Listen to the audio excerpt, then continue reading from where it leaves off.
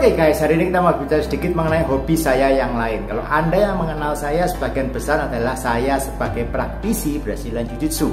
Tetapi bagi Anda yang kenal saya sebelum ini, dulunya saya adalah seorang yang sangat antusias dengan yang namanya kegiatan-kegiatan outdoor. Kegiatan-kegiatan pecinta alam, mendaki gunung, camping, kegiatan-kegiatan outdoor. Bahkan saya dulu sempat membuat sebuah perusahaan outbound training. Jadi perusahaan yang membuat membuat pelatihan-pelatihan, Anda membuat pelatihan mengenai outdoor, baik untuk mahasiswa, buat pelajar, buat perusahaan, itu dulu hal yang saya kerjakan. Tetapi sekarang kita bukan bicara mengenai outdoor trainingnya. Hari ini kita mau membicarakan hal yang dulu selalu saya bawa kemana-mana kalau saya melakukan kegiatan-kegiatan itu. Hal itu adalah yang namanya pisau. Nah, kita akan bicara sedikit mengenai pisau guys. Hari ini kita ngomong pisau. Pisau ini juga satu hobi saya yang lain. Jadi kalau Anda yang kenal di saya di video-video saya sebelumnya, saya seringkali menyebutkan bahwa saya orang yang mengkoleksi pisau. Jadi saya punya banyak koleksi pisau-pisau berbagai macam, kecil, sedang, besar. Nah, saya suka. Kenapa ya? Hobi aja. Oke, orang kan ada yang hobinya koleksi buku, koleksi alat tulis, koleksi macam-macam. Hobi saya koleksi pisau. Nah, kita ngomong mengenai pisau adalah sesuatu hal yang harus dibawa wajib saat kita beraktivitas outdoor. Baik itu pisau lipat, atau itu pisau yang sedang, atau pisau yang agak besar, atau bahkan mungkin parang. Ekstrimnya kita bicara mengenai pisau yang agak panjang, nah kita ngomong parang. Misalkan kita ngomong parang, bukan buat parang buat berkelahi. No, parang ini kita bisa pakai untuk apa? Membuka hutan. Kalau Anda lagi mau jalan di jalan yang Anda nggak pernah lalui, mau nggak mau jalan setapak tadi Anda harus buka jalan. Anda harus potong-potong yang namanya ranting, Anda harus potong-potong rumput, dahan dan sebagainya. Anda butuh parang seperti ini.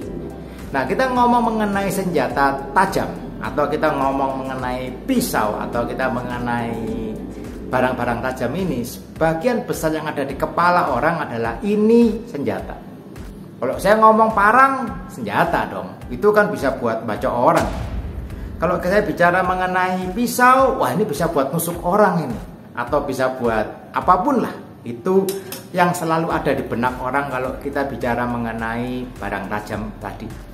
Atau kita ngomong mengenai pisau yang kecil misalkan. Saya ngomong pisau lipat sekalipun seperti ini, yang ada di kepala orang adalah wah pisau ini bisa dipakai buat nusuk orang.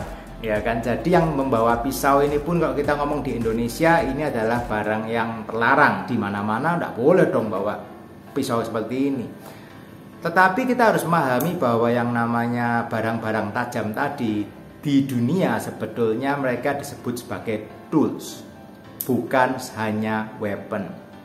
Kita harus pahami dulu, yang namanya pisau, yang namanya parang atau golok seperti ini pun itu sebetulnya hanyalah alat, bukan senjata. Kalau Anda bilang itu senjata, Anda berpikiran yang terlalu sempit.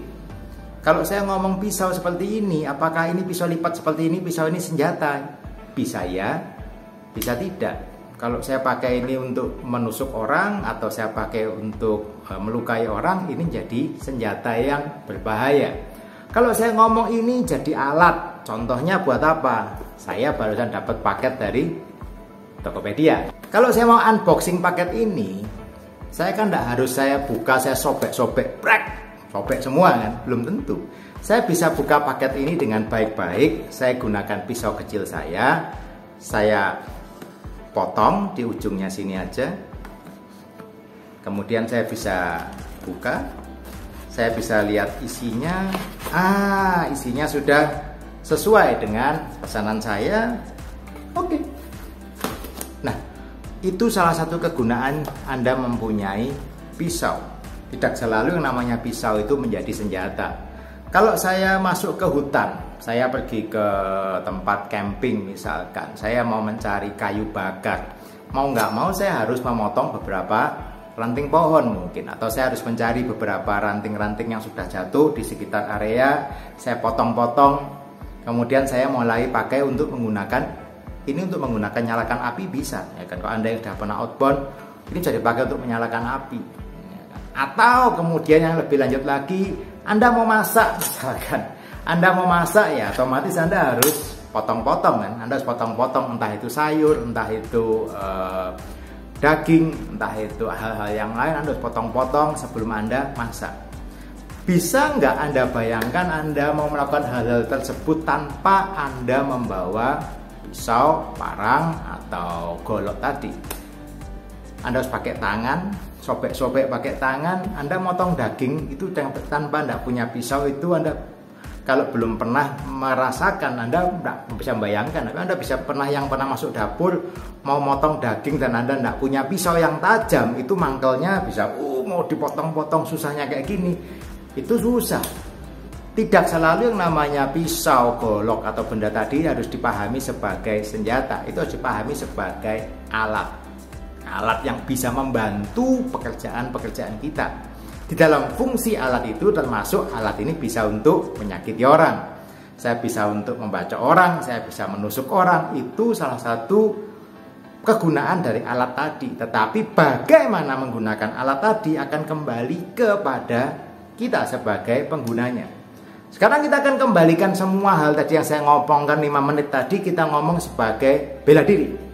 Banyak orang yang takut belajar bela diri atau masih mengasosiasikan yang namanya bela diri itu dengan yang namanya kekerasan, mengasosiasikan bela diri itu dengan tawuran, mengasosiasikan bela diri itu dengan mencederai orang, menyakiti orang, atau sebagainya.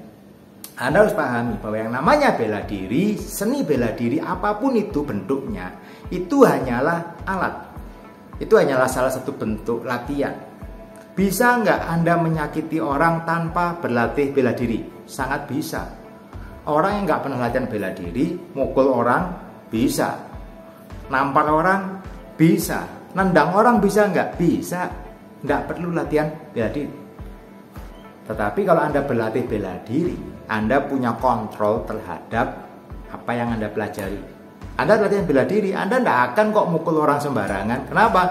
Karena Anda sudah tahu rasanya dipukul itu sakit, Anda ditendang itu sakit, dikunci itu sakit, diambil patahan itu sakit, dibanting itu sakit. Anda tahu. Dan Anda tidak akan sembarangan menggunakan seni bela diri yang sudah Anda pelajari tadi. Tetapi pada saat Anda membutuhkan, misalkan Anda menghadapi ancaman atau apa yang kita berharap nggak pernah terjadi, itu Anda mempunyai skill untuk membela diri Anda. Sama dengan alat-alat yang tadi saya sebutkan tadi. Anda masuk hutan, Anda nggak punya parang, Anda cuma punya pisau kecil seperti ini. Nah, bayangkan, ini Anda bandingkan ukurannya kayak gini, segini sama segini. Anda masuk hutan, Anda cuma bawa pisau kecil segini, bisa nggak survival? Bisa sih, tetapi hidup Anda akan menjadi lebih sulit karena Anda tidak mempunyai alat yang tepat.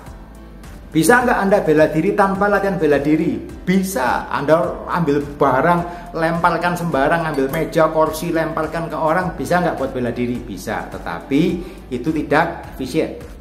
Kalau Anda punya alat parang seperti ini, Anda mau potong-potong, mau buat buka jalan, motong nebas rumput, nebas dahan, nyantai aja karena Anda punya alat yang tepat, ukurannya memang sesuai, kegunaannya memang sesuai untuk itu. Itu Anda punya alat yang tepat untuk melakukan pekerjaan yang tepat. Sama halnya dengan Anda belajar bela diri tadi. Kalau Anda tidak punya skillnya, Anda bisa nggak bela diri? Ya bisa, tetapi ngawur, hasilnya tidak terukur, belum tentu maksimal. Kan? Loh, kalau gitu saya beli senjata api aja, coach. Saya beli pistol ya. Kalau Anda punya izinnya ya Anda bisa pakai. Kalau Anda tidak punya izinnya, ya jadinya ilegal, malah Anda jadi tersangka nantinya. Kan seperti itu. Wong saat ini dihukum di Indonesia ini kadang-kadang kita pembela diri aja kadang-kadang bisa jadi tersangka malah. Ya kan? Apalagi Anda menggunakan senjata api dan malah mungkin itu ilegal, malah lebih berbahaya lagi. Jadi menggunakan alat tadi harus pada porsi yang tepat, pada saat yang tepat, momen yang tepat. Contohnya lagi kalau saya misalkan saya mau membuka paket ini misalkan. Paketnya ukurannya cuma segini. Kecil kayak gini kan. Coach, saya bisa nggak saya bukanya pakai golok kayak gini, saya potong pakai gini? Ya bisa, tetapi mungkin ini bukan alat yang tepat untuk saya pakai buat potong paket sekecil ini. Kalau paketnya mungkin besar, boxnya besar, ya mungkin saya pakai ini, oke lah. Tetapi kalau untuk pekerjaan-pekerjaan kecil ya Anda gunakan pisau yang kecil. Untuk Anda pekerjaan-pekerjaan yang mungkin sedang, ya Anda gunakan pisau yang berukuran sedang seperti ini. Jadi ada hal-hal yang Anda pelajari saat Anda bela diri itu multi manfaat. Jadi nggak selalu yang namanya bela diri itu hanya untuk berkelahi, hanya untuk fight atau mencari masalah, apalagi kan. Anda bisa melatih diri Anda, satu, diri Anda lebih sehat. Dengan adanya bela diri Anda lebih sehat, Anda lebih kuat, Anda lebih percaya diri, Anda tidak gampang terbawa emosi, Anda nggak gampang terpancing. Kalau orang cari masalah dengan Anda nggak gampang terpancing. Anda pede, Anda tidak takut diintimidasi orang. Waduh, saya nggak takut. Kenapa? Karena saya mempunyai kepercayaan diri hasil dari latihan bela diri. Dan banyak hal-hal lainnya yang bermanfaat buat Anda sebetulnya, bukan hanya untuk berkelahi. Jadi Anda berpikir bahwa yang namanya bela diri itu hanyalah seni berkelahi, itu Anda salah besar sebetulnya. Karena seperti halnya kita bicara pisau tadi, pisau itu punya manfaat, bisa buat nusuk orang, bisa buat bacok orang, bisa. Tapi buat tiap food preparation, Anda masuk dapur, Anda mau masak nggak punya pisau, Anda mau masak nih, saya pernah bermasak soalnya, jadi tahu. Anda masak nggak punya pisau yang bagus, Anda kesusahan. Anda mau motong-motong paket seperti tadi, nggak punya pisau yang baik pada saat yang tepat, sulit.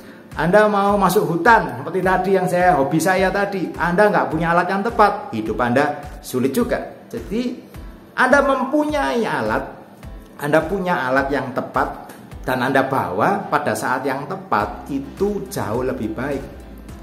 Lebih baik Anda punya, Anda prepare, Anda siap, Anda latihan bela diri, tetapi Anda tidak pernah berkelahi, nggak pernah pakai untuk apa-apa. Itu sekali lagi jauh lebih baik daripada Anda butuh dan Anda nggak punya. Dan di luar itu masih banyak manfaat-manfaat lain yang ada di dalamnya. Jadi seperti Anda bayangkan pisau itu seperti alat. Bela diri juga adalah alat, bukan hanya untuk menyakiti orang, tetapi banyak sekali manfaat-manfaat lain yang bisa didapatkan dari berlatih bela diri. Oke guys, hope it helps. Keep on training and see you on the mat. Terus.